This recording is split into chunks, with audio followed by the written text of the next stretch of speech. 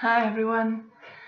So today I want to talk about the programming and reprogramming of the mind in context with astrology. And everyone who has ever listened to any of my talks knows that I love comparing the human mind to a computer. Just like a computer, our mind as well comes with a specific hardware and a specific software already installed. And in that context, I see the natal chart as a manual that describes which basic software we come with. And in addition to that, predictive charts like transits, progressions, directions, they are a manual for all the softwares and programs that we are about to install to our system or we are about to deinstall from our system. And having that metaphor in mind, I can say that one of my biggest endeavors ever since I started studying astrology was trying to find a way to change or unprogram this basic software that we come with. Or in other words, to cheat astrology and to kind of disprove it. And against all odds, I have to say that I have not been able to do it yet. Not a single time. No, I understand that might sound really scary to most. Because, you start feeling out of control and you start feeling like a marionette in a game that you don't understand. However, if you give it a second thought, a bit of a deeper thought, all this basically says is that there is an infinitely intelligent system that is running this entire matrix that we live in. A system that has probably much more information than we could ever experience from our limited human perspective, or that we could ever store in our human mind. Information about the entire universe and its functionings. And based on this information, it calculates the best possible way for each human to contribute to the whole. And this information is then condensed into a map called the Natal Chart, which shows our best possible path in a very precise coded information.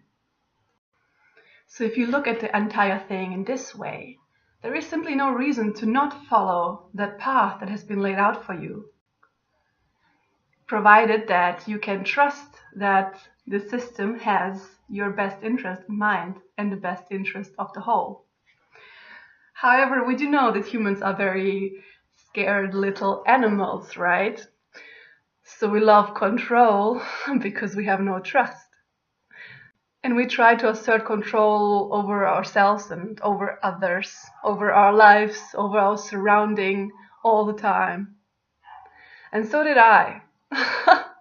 I can say that my entire life has been like a huge real-life experiment trying to contradict astrology.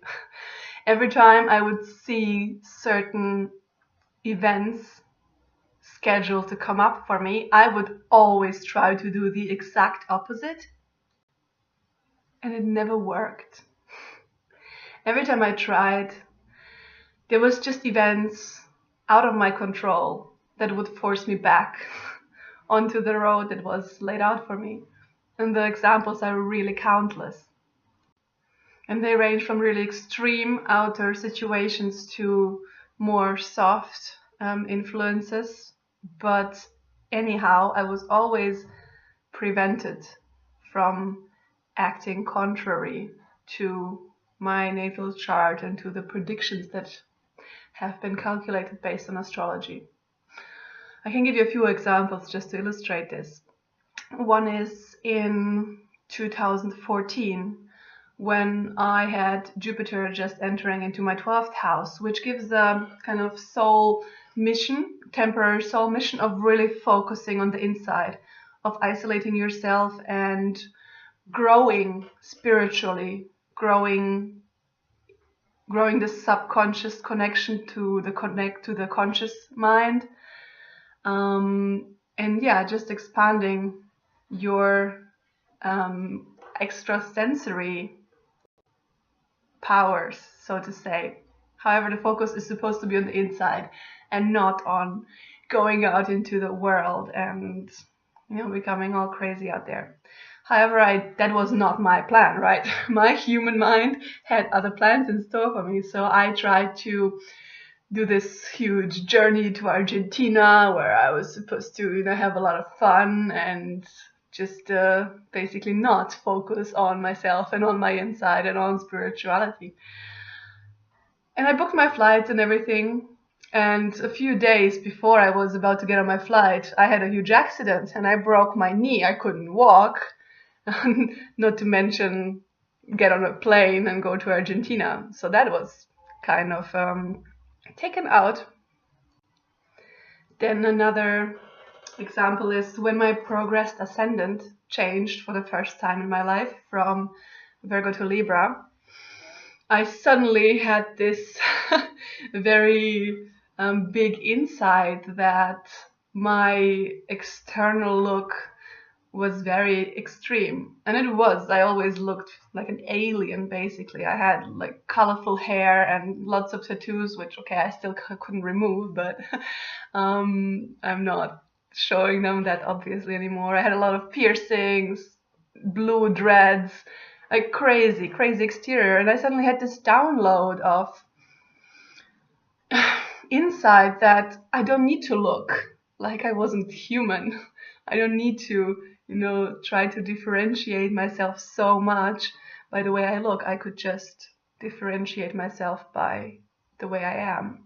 So my whole exterior changed. I really scaled it down. Like my hair went back to natural and also my clothing and everything. So suddenly, yeah, I changed my exterior because my ascendant changed. I didn't know that back then. So all of these changes happened prior to me knowing that there was an astrological shift at that moment. And there's many more examples. And most of the times I felt like the process was my process and I had decided that I will act contrary to my chart and do something, just to find out in the end that the chart had actually already planned this change for me. So that being said, free will of course does exist. We can always choose to not follow the chart. However, if you do not follow it, you will really quickly fall into some kind of despair and depression and feeling empty and senseless. Because the map shows you the best way to feel aligned with your purpose. The distortion that makes it difficult for us to follow this purpose is the external temptations and conventions. There is this strong belief system in almost every culture that there is one way to do it right, one way of living that will make you happy. And obviously this couldn't be further from the truth. Every single person has a very unique and special soul plan and special and unique things to do that will make them happy.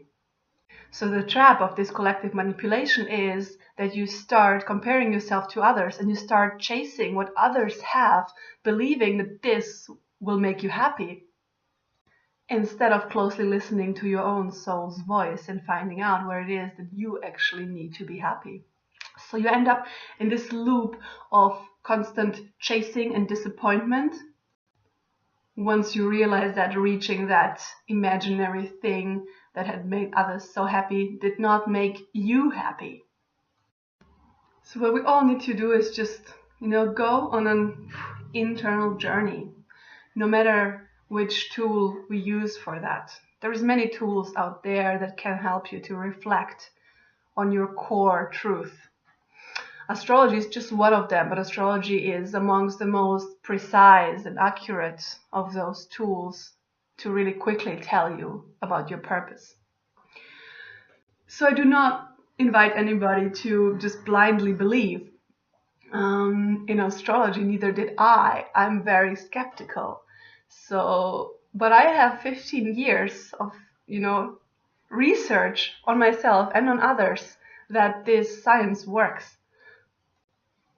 So all I invite you to is to inform yourself, know which transits you have, know what your soul plan is, and then try it out. Try not doing it, try doing it, see how it makes you feel. Just prove it to yourself. That's all. So to bring this all back into the introductory statement of programming and reprogramming your mind, I do believe that on some level it is possible for us to unprogram and reprogram ourselves. Just in my experience, like I said, I have not had the experience of making a change or adjustment in my own program that has not already been laid out for me or planned for me to do. I am not sure at this point if we can do it. Sometimes I think we maybe just need a higher level of consciousness in order to be able to do it. But on the other hand, sometimes I also think that there is maybe no need to do it, because the way we are programmed is the way that works the very best for us. And maybe all we need to do is trust. The hardest thing to do. Thank you for listening. Talk to you soon. Bye.